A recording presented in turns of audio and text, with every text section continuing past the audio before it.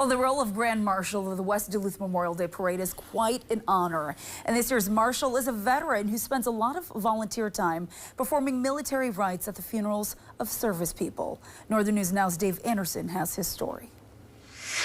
The Grand Avenue Memorial Day Parade is only a couple days away, and I'm ahead of time making sure that my flags are shipshape and ready to go for the big event.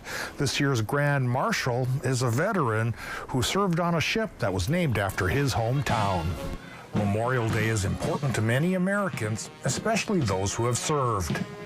I remember my friends who were lost in Vietnam, and other friends as well.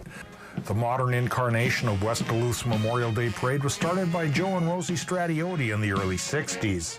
Karen Henson Swore and Sharon Berquist kept their tradition going after Rosie passed.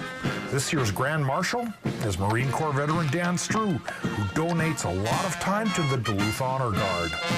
Individuals get nothing. We're all volunteers. Along with helping the Honor Guard, Strew is active in establishing a museum honoring the USS Duluth.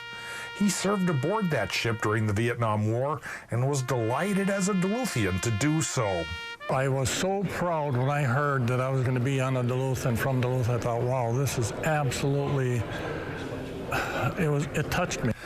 Grand Marshal Strew joins the rank of other notables who have led the parade, like Tuskegee Airman Joe Gomer, Medal of Honor recipient Mike Colalilo, and Combat Wounded Marine Brad Bennett.